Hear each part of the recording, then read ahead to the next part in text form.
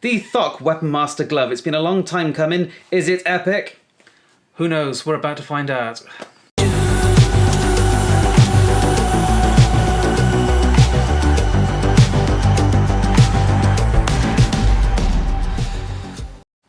Hi and welcome back to the Academy of Historical Fencing. I'm Nick Thomas. And I'm Michael Thomas. So the Thokk WeaponMaster Gloves, they are the 5-finger heavy glove that the HEMA world has been waiting for quite a while. We've had our hands on them and used them extensively now for about 8 months, something like that. It seems ages and ages, but yeah, we have.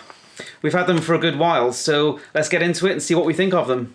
The very first thing, the reason it's taken us a while to get this video up is we didn't want to rush into it. Loads of other people had already done initial sort of early looks at these gloves. We wanted to really give them a good pasting, find out, you know, what are they like long term. So we've tested them in absolutely everything, so I think we know what they're like now.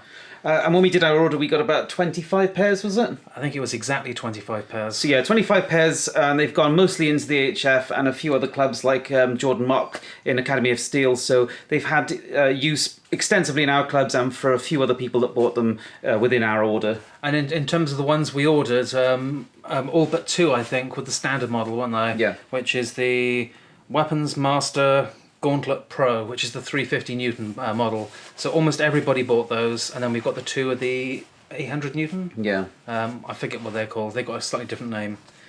So we got a big pile of them, and we've tested them with pretty much everything I think we have.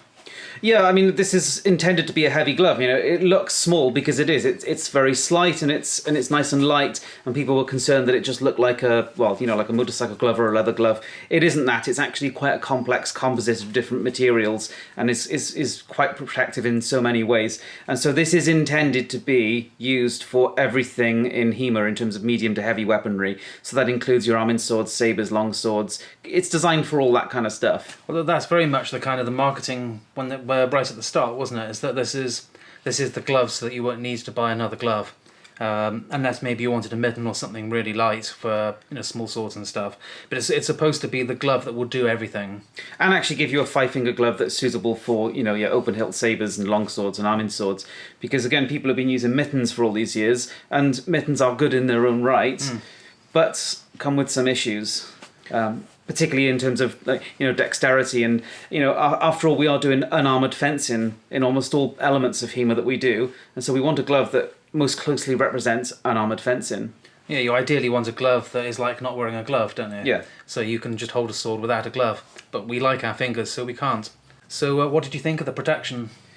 I think it's been, for the most part, really good. It's more than kind of any other 5-finger glove that I've really used, except Pro Gauntlet, because that, you know, does have a lot of protection in it. It does. But aside from that, it's the most protective 5-finger glove that I've ever used, and most significantly, having crush protection on the fingertips is a huge leap forward for HEMA, because, you know, we're so used to using Red Dragons over the years that, you know, look like an armoured glove but have no crush protection to the actual digits. So that actually having solid fingertip protectors, as well as various other materials built in, has given a lot of protection.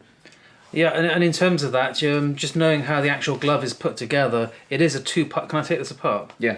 It's a two-part glove. So the protection Nick's talking about, so the that sort of extra fingertip protection, it's not part of the outer glove. It's part of the actual inner part. So you've got this kind of thin... If I can actually get it out. We're going to have to put this back in. Incidentally, putting these inner gloves in is a nightmare. Everybody thinks the glove is too small, and it feels it, because getting the inner glove in initially is just really awkward, and it takes a lot of fiddling to get it to align correctly to the outer glove. So in terms of the way they're kind of put together, these are sort of like your trousers, and these are your underpants, in terms of the way it fits together.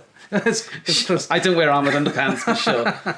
So you've actually got now, bizarrely, this is actually a really nice glove now. So you've got this really lightweight, I suppose, sort of cut-proof outer glove. But it's got these extra plates and bits, and then nice grippy inside, but nothing else. There's no kind of padding, there's no hard protection for the fingers. So that's the outer part. And then you've got this inner piece, so an inner glove, which kind of looks a bit weird. And you can't really use it on its own. Some people, when they first came out, wondered, could you use this as a separate glove? Well, you could, but I'm not quite sure why you'd ever want to. No. So if you look at this, let's bring it a bit closer, it actually just looks like I'm wearing a black glove, so maybe you can see it, maybe you can't. But it's just a very thin fabric glove that has soft protection running the full length of the tops of the fingers. And does it any on the sides? None on the sides, so it's all on the top. Plate here, and then you've got your hard, as Nick was saying, your hard sort of fingertip thumb protectors, which are very much like the Spez fingertip protectors, although they've got a slight lip hanging down underneath just to drop under the finger for a little bit more protection, and they are fitted into the glove, so they're not sort of free floating, they are part of it. So you've got that glove, and we've watched loads of videos where people get these and they sort of just do this and they've got, and it's all ready to go, which maybe that will happen now. But when we got these, they were basically half of our fences were on the floor fighting and pulling to get it all to fit together. So, it's. So you can see the idea of this composite glove is you've got non-Newtonian materials inside that are designed to be impact resistant. You've got hard elements protecting key areas like back of the hand, base of the thumb, tip protectors and things like that. You've got the leather, you've got cut-proof or thrust-proof materials. So it's designed to be thrust resistant and provide crush protection to all of the different weapons that you might use in HEMA. Yeah, so first impressions, you look at it, it looks like there's a lot of good protection on there. And you think in terms of impacts from heavy weapons, thrust protection, so you're not getting things kind of piercing the glove, tip protectors, so you don't get the dreaded black thumbnails. So, overall, it ticks all the boxes, doesn't it, for the protection that you should have. How did you actually find the protection with yours? As opposed to the way it's supposed to be, how is it actually? So I, for the first 5 months or so of using them, or just under, I had no injuries whatsoever. I took a few hard blows, particularly when using, say, katanas, using Siggy Forge and Black Fencer katanas, swords that hit hard and have almost no hand protection. Particularly to the pinky, I was finding stinging blows, but it kind of faded really, really quickly. There was no injury, so actually the protection was working really, really nicely. And as a result, I didn't take any damage, and I was quite happy with that. But I sense there was a but coming then. That is, unfortunately, yeah. There's, we've had these gloves for about 8 months, and just sort of under 5 months in, I had a catastrophic failure of the thumb plate, and that is where this thumb plate here along the top is a single piece, and it's a bit like the kind of flexible knuckle plate. It is a sort of a semi-rigid plate, and it completely just disintegrated. It's exploded inside. You can feel that it's in many different component parts now, and that did some severe damage to my thumb. I don't think it broke it, although I've now still got like a raised bone section on the thumb there. So that's almost like an upgrade to your thumb, isn't it? Yeah. You've got extra armour there. I have got extra armour, yeah. And that was severe, and it wasn't that heavy a blow. That was using a Black Fencer 1803 steel sabre. It wasn't that heavy a strike. It was, one of our club members who doesn't hit excessively hard. I suspect that it had already given way during a previous impact, and I hadn't noticed. Because I don't think the blow that did that damage to my thumb was the one necessarily that broke the glove, and I think it could have been far worse. And unfortunately, that plate having gone means that this glove is now no longer at all usable and will have to be patched or repaired or replaced in some way. Although there's a plastic plate inside, it's basically a sealed piece of fabric, isn't it? Yeah. So you've got another one in the back here. Which you can, if that broke, and if there were parts available, you could sort of pull that, take the back plate out and put another one in, couldn't you? Yeah. But when it comes to this one, on the thumb, which you think is an area where you're quite likely to take hits around here, if that breaks, there's no way of changing it, unless you actually are prepared to modify the glove by slashing it open, fitting something else in, then maybe having to stitch or glue it all back down. Yeah, it's sewn into the outer part of the glove, so you cannot access that plate from the inside or the outside. It will have to be opened up and replaced with some other insert of some kind. And it's not just you, is it, that's had that problem? No, I was the first one that went in our club, and now we've had 4 others. We've had more than that now. More than that. So it seems that they kind of got to a point. I don't know whether it's number of hits or age of the material in terms of brittleness, but at some point they just started going. We have had I know we have got one person. They just got the glove out, did this, and it went crack, and it just snapped straight away. So others have used them a lot. I've used mine, and all my plates are intact. My personal gloves, I've done about 550 fights altogether with them, so they've had really heavy use. And my plastic plates haven't broken yet, so I don't know if I have the magic plate. I suspect not. It's just one of those flukes. But we have had quite a few failures of these, and it's not a kind of a replaceable part. So there's not an easy solution. And we have been in touch with the manufacturer and in the process of getting them sorted out. But, it basically means they've got to go back and either be repaired or replaced. It's not sort of just like swap out a piece. And that is frustrating because, that's 3 months ago, just over actually, that happened, and still trying to get it repaired, replaced, or whatever else. So that is out of action unless I want to try and repair it myself, which I wouldn't do that. I could, but I know I don't have the materials that are matching that. It would be a bodge job. It's not really what I want to do. And there are 2 other issues that I've had with my personal gloves. Okay. Of which the first thing that actually happened was this split here. That was quite early on, wasn't it? Yeah. I don't know what caused that. I just noticed at the end of a sparring day, in fact the hole was significantly small. It's about half that size initially. Yeah. It looks like maybe a thrust had snagged it, but I wouldn't like to speculate too much because, again, none of us noticed how it happened. But yeah, certainly this material, which was, it's supposed to be obviously a very resilient, tear and thrust resistant material, split open and has continued to split further open. Now that's far less of a concern than the thumb plate because this is an outer fabric and it's not a protective layer. But we've got plastic under there, we've got other materials underneath. Yeah, you can see it underneath, can't you, the hard shell. So only up to there though. Yeah, and so I actually did fully intend to just basically glue that back down, but the reason I haven't is because the thumb then broke soon after, and as a result there was no need to because the glove isn't useful to me at this stage. So that was the first issue I'd had long before the thumb.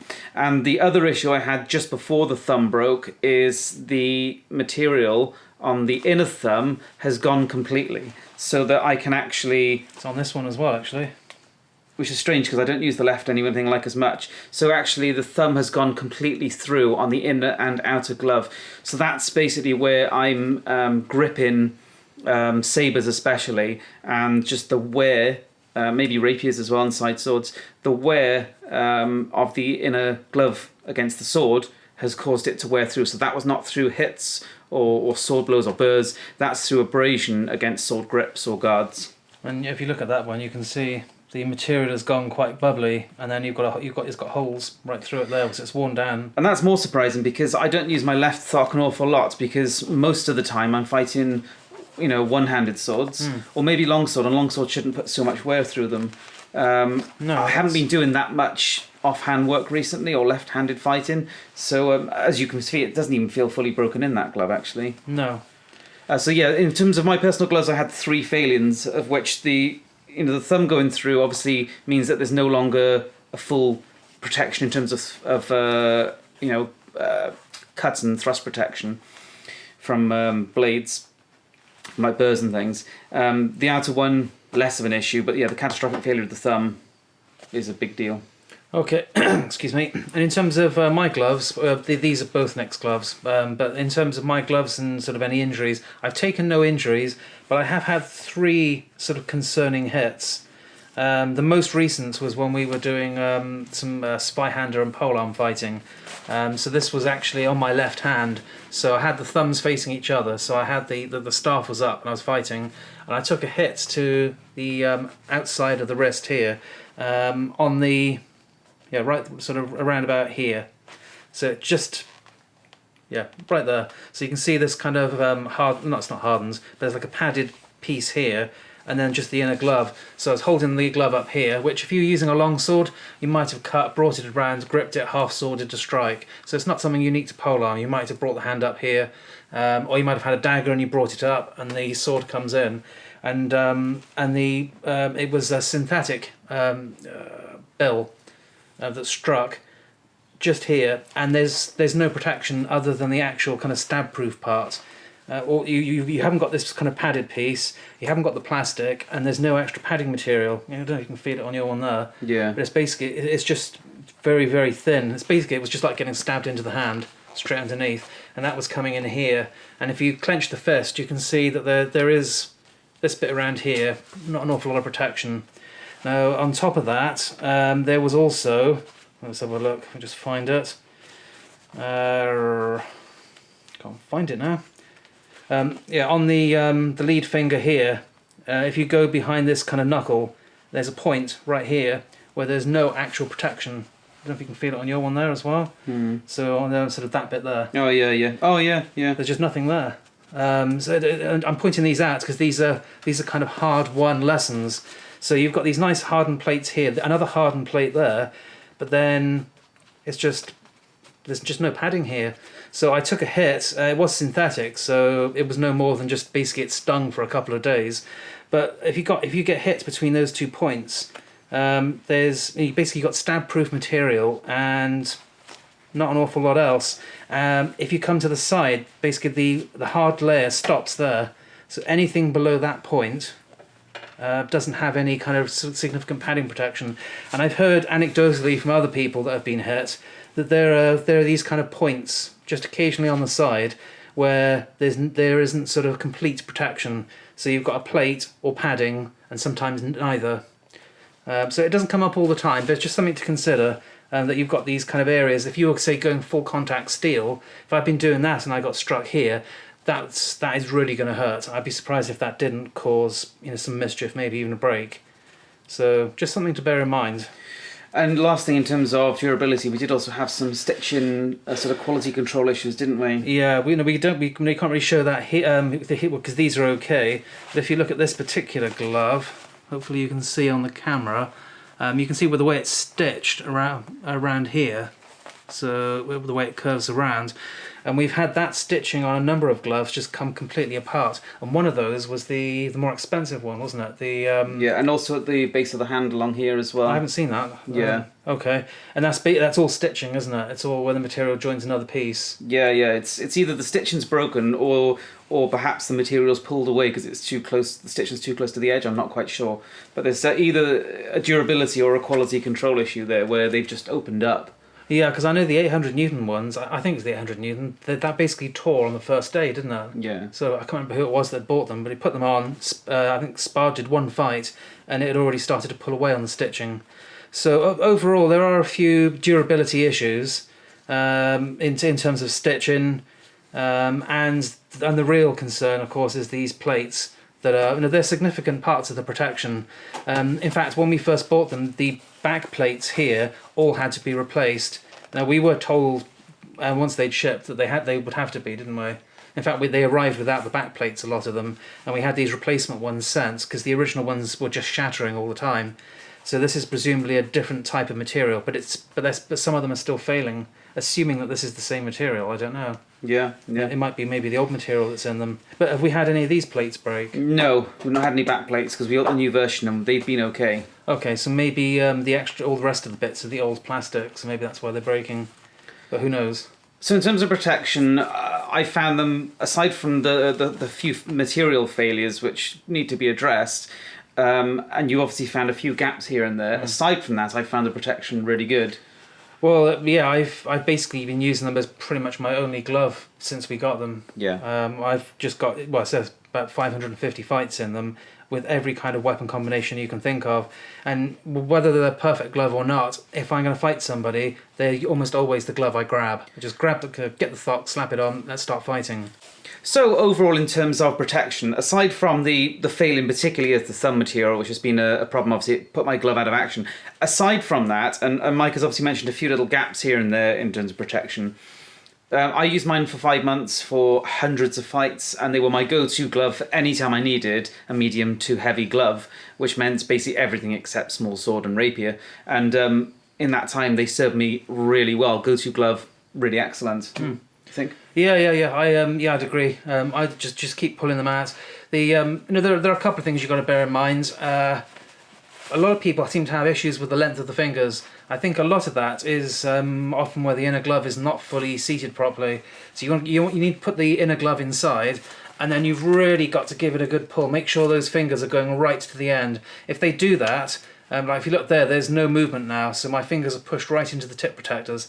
If you don't have it quite fitted right, so your fingers are a little back, sort of pull back into the glove, then what will happen is when you pull the fingers down and then go back up, your fingers will go underneath the tip protectors. So now the tip protector is actually behind my fingernail, and that's because it isn't all basically pulled into position right. Yeah, you've got to just keep tweaking it. Like, use your other hand and hold the fingertip protectors and drive the inner glove further in. You've got to really work it in. You've got to get the inner glove right to the tip of the outer glove. Yeah, you just spend a few extra minutes when you get them, really giving it a good pull, making sure it all goes in nicely, nice and tight. And I think that will get around any problems that you get with the fingertips. But yeah, don't just kind of put the inner glove in, just kind of get it there roughly and then try and use the glove. And you may also need to just move your fingers around, because where you have the inner plastic sort of extra protection around the fingers, you might need to just give them a little squeeze, twist, make sure everything's all seated sort of nicely, so you can move the fingers and nothing kind of digs in. So to finish off on protection, because overall therefore very good. Besides a few material failings, protection has been good. There is also the badass add-on. I thought you were just talking in general about the glove. No, the add-on, which people obviously ask about because use it for longsword and that kind of thing. A few of our members bought them. We didn't. Clearly, the protection that it offers is good. But the durability of the component parts that holds it together, basically the straps that hold it all together, have failed on most of them, and they've had to be basically patched up. So a bit of a weakness in the design there. Even though when it is working correctly and the straps are done correctly, the protection is quite good. So this badass piece, because we don't actually have one, so we can't show you. But it's like a sort of a small extra cover, isn't it? That kind of straps over the top and gives you that bit of extra protection, which I think is kind of recommended if you want to sort of do full contact or sort of tournament level sparring with sort of steel longswords.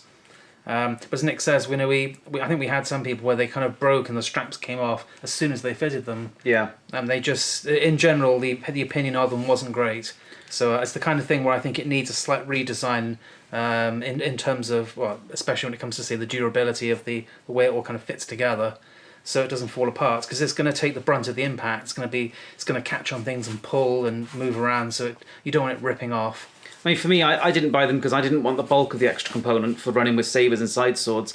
And it does come over the thumb, which get extra, base of the thumb protection, which is good for longsword, but gets in the way of side swords and things like that. So I didn't want it. And personally, if I'm needing more protection, I would just go to my mittens from, HF. Yeah, it also kind of spoils, when it's just in terms of aesthetics, it spoils the shape of the glove, doesn't it? Yeah. You've got this kind of quite funky designed glove. It's almost like a Wolverine sort of hand, isn't it? With you can have the different colour fingers on there.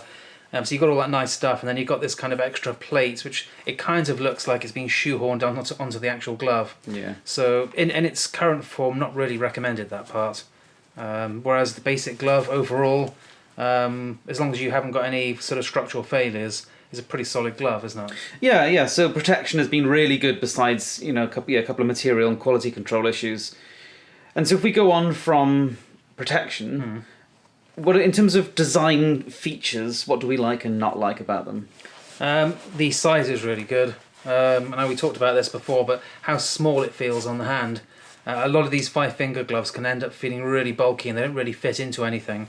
I think this has got to be one of the smallest in terms of how close it is to the hand. Compact and light. It's really tight around the hand, isn't it? Yeah, there's not much weight to it at all. It's like a red dragon in terms of weight. It's very, very light, which is excellent because most heavy gloves on the HEMA market are very heavy. So this is half the weight or less. And that is a big deal because, again, we want the glove to feel like we are doing unarmoured fencing.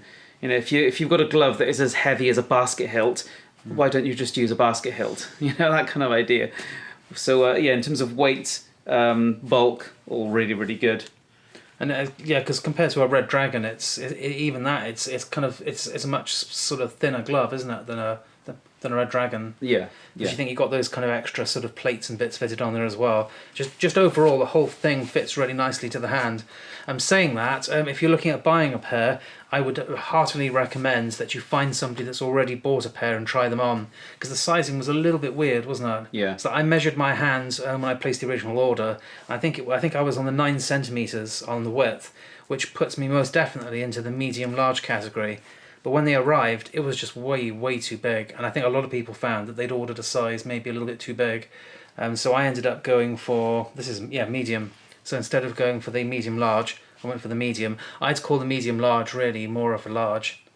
Yeah, I would say so. So if you can, and obviously not everybody can, but if you know anybody with a Thokk, try their gloves out first, especially if they're broken in, so you'll know exactly what they're like.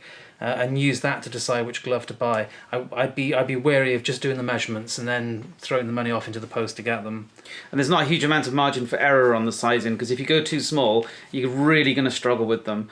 A little bit too large you'll get away with, but they won't necessarily bend and flex in the way you want. And also, your fingertips won't necessarily get far enough into the tip protectors to give you the protection that you should be getting. Because if your fingers don't go to the ends, you are not getting the benefit of the full tip protector, and you're actually getting crushed on the mid finger point. So it is important that you get them fitted as best as possible. Yeah, that was a concern. So when my medium-large gloves arrived, and I did that, every time I did this, my fingers went straight underneath the tip protectors, and you can't do that in a fight. You can't sort of deliver a strike, come back, and then go, oh, I'll do a quick adjustment, and then get back in again. Whereas the mediums, I didn't have that problem. I sort of got the medium, pulled it, went into position, it felt absolutely perfect. So definitely check on that, because unlike a lot of other gloves, you have to have a really good fit with these to get the correct protection. I suppose in that way, a little bit like the Pro Gauntlet, isn't it? Is you've got to, if it doesn't fit quite right, then it just doesn't work properly. Your finger's going to push out underneath tip protectors. Yeah. So you've got to get a properly fitted glove. And because it's so nice and compact, again, something I really love about the design is it does work for everything that you want to use it for. So every side sword, which is a real difficulty getting side swords to work with heavy gloves, works perfectly. Every ball hilt saber, every stirrup hilt saber, everything that we've possibly considered to use it for, it has worked in. And so that shows you just how compact it is. It is basically the most compact 5-finger glove on the market. I mean, maybe the sparring glove 5-finger is a little bit more compact in the fingers, but that's bulkier on the back of the hand and the base of the thumb. So overall, this is the most compact heavy glove that there is, and that's what I really do appreciate about it. And nice and grippy on the inside as well. Yeah. Like the 5-finger sparring glove. There's lots of things we like about them, but the grip was never one of them. No. They were never very sticky on the inside. In fact, they were quite slippery. And this has got this it's like a mesh layer underneath, and even putting your finger on it, it feels quite sticky, doesn't it? Yeah. It's like rubber on the inside in terms of stickiness. And then you've got this softer material on the fingers, so it does grip really nicely. So in terms of design, overall, I really like the design. Things I don't like, the cuff. I don't understand at all why it is incredibly short on the inside and incredibly long on the outside.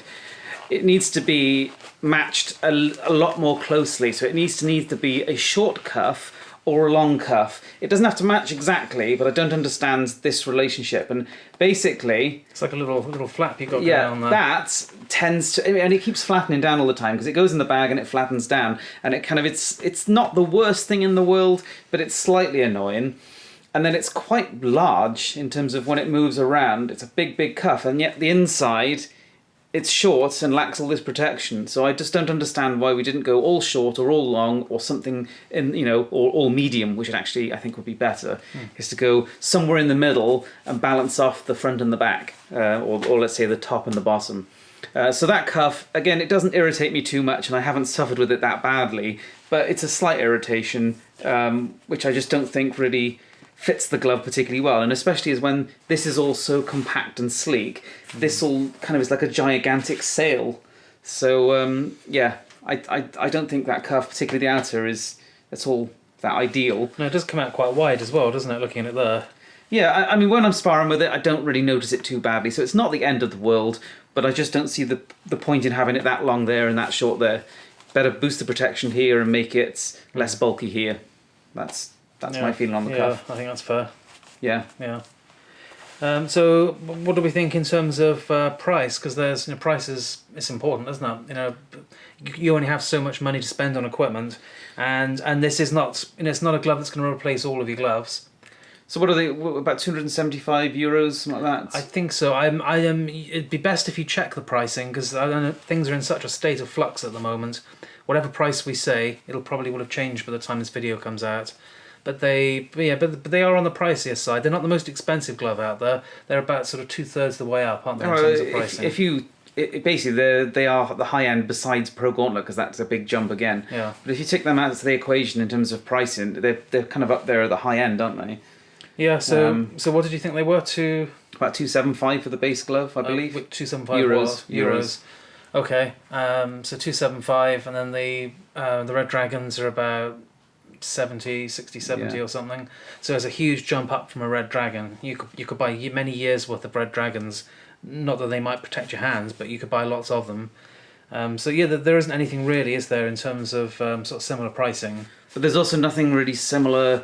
There's not been anything similar in terms of doing the job that this does, of course. Because if you use mittens for your open hilt stuff, that's fine. But when you want to have something more resembling actually an armored fencing 5-finger glove that you want to use, whether it's longsword or saber, there's nothing really that does the job quite the same. We've both had sparring gloves, which kind of did the job, but had some major issues. They're the only glove that we had that did the job, and they have done it really well. For me, apart from this catastrophic thumb failure, has done the job really well. I suppose the issue with that is that you can spend that kind of money on the glove, but if it dies that quickly afterwards, you can't go and buy another pair, can you? No. Which I suppose brings us round to our kind of conclusion is in terms of what do we think overall then, rounding it all off. Well, the first thing is in terms of mobility, fit, and kind of use for sparring. You don't use it for anything else, but use in sparring is really good for all of those, isn't it? Yeah. There's a reason why we keep going back to them and using them for almost every kind of fight. Is that maybe they're not perfect? Well, no, they're not perfect, but they're good enough for the majority of things you're going to do. I think is probably fair. Yeah, and a huge step up from things like Red Dragon and other lightweight heavy gloves. Well, yeah, if you use a Red Dragon, even with tip protectors for say reasonable level steel longsword, you really are sort of taking a huge risk with your fingers because they are going to break. Yeah. So yeah, they're a huge step up, and they're doing the job that we always wanted. A 5-finger universal glove that has protection, mobility, and is lightweight to do all the different weapons that we do. And then in terms of, say, build and sort of durability and price, I suppose they all kind of come together, don't they? Yeah. And personally, I'd say if they didn't have the durability issue or some of the durability issues that we've had, then the pricing, I think, is quite reasonable for what they are. Yeah, I would agree with that. Definitely the price is directly related there to the durability. And for me personally, I'm 3 months and 1 week into having lost this glove from the thumb and no closer to having it replaced or repaired, and I've been to countless events since, as well as our own regular training throughout the week. So I've been without these, and that's kind of a problem. They're excellent until obviously they fail, and that's been an issue. So they're like an Alfa Romeo. Yeah, and so fantastic glove, but some of the basically the failings, basically catastrophic material failing of the thumb, especially that's just knocked my glove out of action completely, is a big issue, which needs to be resolved because we've obviously been losing lots of these thumb plates, and that needs to be sorted. So overall, we like the glove. We think the price is reasonable. If those kind of durability and maybe quality control issues can be resolved. So basically like a Thokk 1.1. Yeah. So just a few minor sort of improvements. It might even just be just on the manufacturing side. Who knows? We don't know. But once those are sorted out, a really good glove. And one we just keep coming back to. Yeah, we've never had anything like it, so it's done a really good job. But yeah, definitely it needs a few more developments to sort a few teething issues out. Definitely. Okay, yeah, that's fair enough. Is that everything? I think so. So if you want to find out more about them, I think you can buy them. Can you buy them direct now from Thokk? I believe so. Yeah. Just it's THOKK is the maker. You can see it on the glove there. So pop along to Thokk, check out the website. You might even have some new products by now. There are two versions. We should have mentioned that. There are the two versions that you can buy. They got really weird names. So the standard one is the WeaponMaster Gauntlet Pro, and then the other one is some kind of blade proof. Is that what it's called? Something like that. It's the WeaponMaster Blade Proof something or other. And they're not the best names, to be honest. And it should just be... Standard and Pro. Yeah, the WeaponMaster and the WeaponMaster Pro. Yeah. That everybody would understand then that the Pro is going to be better because it's got Pro at the end. So, yeah, and maybe call the first one the Sport. Yeah, Sport. Yeah, so stripped of features. Yeah, that would have helped. But the only difference is the Newton protection, is the Newton rating. Yeah. So in terms of the overall glove, the 800 Newton glove doesn't give you more... sort of padding or sort of, that the hits don't hurt as much with the 800 Newton. It literally is just about the penetration, I suppose, isn't it? And you think that's the 350 and that was penetrated, wasn't it? Yeah. So, but then, I don't know, would the 800 Newton have stopped that, do you reckon? Who knows? And is this part supposed to be Newton rated? Surely that's inside the glove. Don't know. That's a good question. Don't know. Questions we do not know the answers to. So yeah, check out the website, and they have resellers around the world. Again, best to go to Thokk, and then it'll say on the website where you can buy them. And if you've got any more questions about them, pop them in the comment section, and we'll do our best to answer them. Okay, well there you have it. Really good glove, with a few obviously caveats, which a lot of products on the market do have. But yeah, we've had a lot of good use for them, aside from a few failings, and I hope you enjoyed the video. And if you haven't subscribed, please do so. Yeah, why haven't you? Just go and do it. Go and press it right now. Do it.